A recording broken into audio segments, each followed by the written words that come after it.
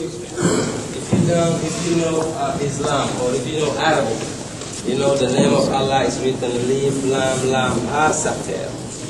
This is Wolof. This is ancient Africa. This is Leaf Lam Lam Ha Sater. This is Allah. But right now, you go to the Quran, you go to the Arabic, they tell you this is Arabic, this is African, this is Wolof. I translate the Quran in Wolof more efficiently, more perfectly than the Arabs can do. The Quran we're reading, the vocabulary is this time, is old. The modern day Arabs for Arabic Saudi and Yemen, they cannot translate, they cannot explain those words. It's too old. They call it ancient Arab. And when they relate to ancient Arabs, the people, these are the black peoples of the Arabian Peninsula. These are dark-skinned people. And this is the original name of Allah. Okay. Can you say their name again? Leaf, Lam, Lam, Ha, Saker. Ha Saker means the Ha of the pyramid. And this is the right hand. Like you're offering power, you're offering strength, you're offering, it's your right hand. See, the pyramid right there. And your shoulder, your elbow. Leaf, Lam, Lam, Ha, Saker. So you're using your own self. See? I have a question. Yes. Is there a relation between Wolof language and Wahhabi law in Saudi Arabia? Laws, no, but the language, yes. The Wolof is more ancient. Okay. And the Wolof is traced back to the pyramid text. Diab wrote many books about, even a lexicon, a dictionary of Wolof and literature. How grammar, conjugation. I lift, you lift, he lifts, she lifts, we lift, you lift, they lift. The same way they were conjugating, the same way we conjugate, and the same way we write it, and the same meaning it has. So Wolof, 3,000 years, 2003 right now, there is no change. Wolof is Kemetic. Wolof is Kemetic by nature, is the Kemetic is the Paleo language, it's the mother tongue language. The Wolof is what we speak right now. So Wolof is a derivative of Kemetic? Absolutely. Okay. From Thebes to Timbuktu to Tuba is even the same line. When we were aggressed, we just moved somewhere else. We kill people, the others kill us, destroy, stole, burn libraries, but the elders still have the memory. The children are forced to memorize the knowledge, oral tradition. So wherever you go, you have the cultural memory, the cultural background, the political background. I saw how they were enthroning a king, so I can enthrone a king again. I saw how a mighty woman was next to the king, so we should have a mighty woman next to the king again. We saw how we were teaching and raising children, how we were educating them in Kemmet. We can do it in Timbuktu, we can do it in Tuba. So we continue, regardless of slavery, regardless of the invention of the Exodus, of the Persians, of the Greeks, of the Romans, of the Arabs. We were invaded. We're still being invaded. But spirituality will never extinct. It's from the mighty Creator. We call him Allah, God, Jehovah, doesn't matter. But Creator, the pure, real, original Creator. We have the pure, real, original spirituality. Will never be extinct. Will never die. We'll just carry on from one generation to another. And that's what you're seeing here. Yes. Are you saying that the ability to read the what they call hieroglyphics was never really lost? Because if you listen to European history, they're saying that it was lost after the closing. Well, that's what the intention was, to make it lost, and they killed the priests. They found who can read it, who can write it. They slaughter you, and they get the documents they needed. The others they burn it. They burn thousands of libraries and temples.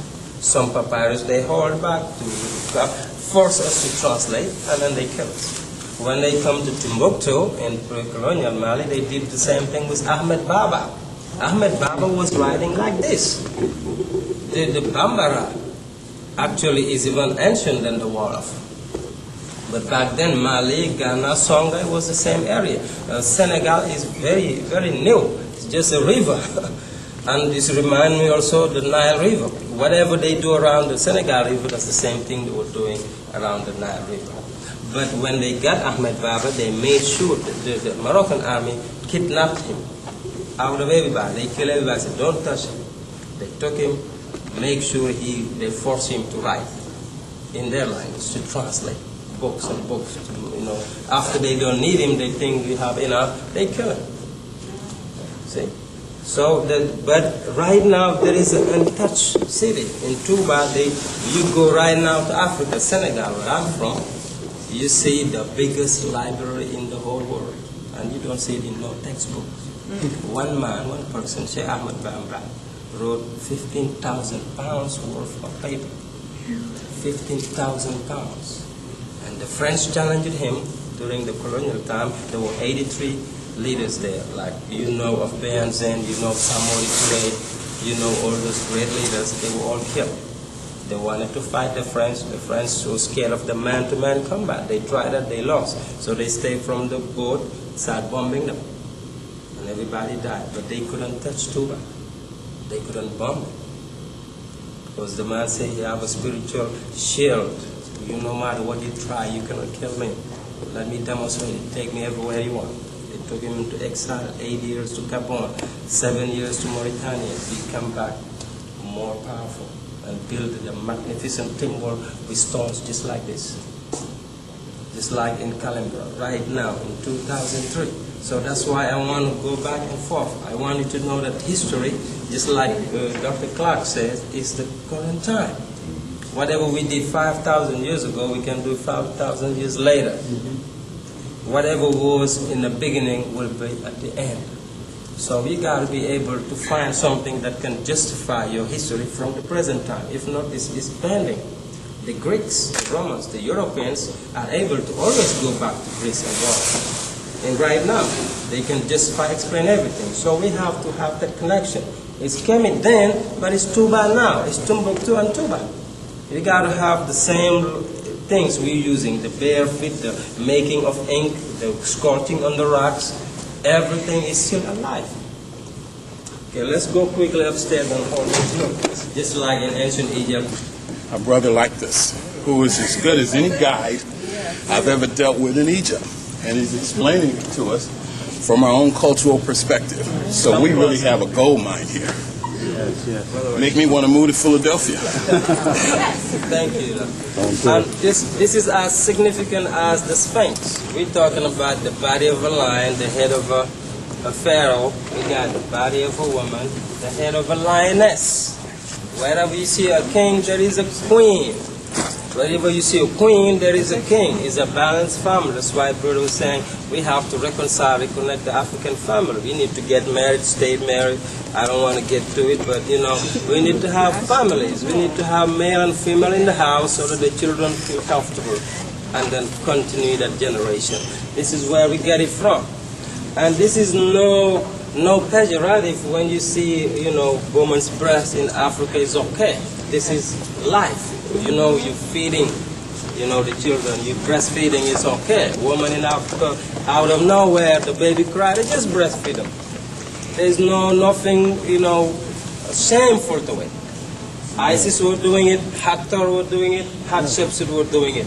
It's the life symbol, the Ankh, Ainiko, hey. When you translate it in Pular, Ainiko, hey. This is mean Ankh. But the Greeks, Napoleon and Champollion, didn't know how to read Pular or Wolof. They just used the abbreviation, the A, the N, the K, and the H. They say Ankh. Just like you see CNN. You gotta know, or ABC, you gotta know this is cable network news. If you don't know English, you just say Sinan. Sinan means something, whatever. Really, like for real, this is no joke. Can you imagine 2,000 years from now, later, there was a collapse, of explosion, everybody messed up, and some new race come and find a piece of satellite, CNN. They didn't know English. They will call it Sinan. And they will say Sinan is somehow kind of communication. And it's going to become another language. That's what they mess with our language. But if you learn our language, you can decipher word for word. Everything in the hieroglyphics or Mede Nature is abbreviation. The Greeks know that. Because when you say ABC, that's really not ABC. That's alpha, beta, delta, zeta, epsilon, gamma, lambda.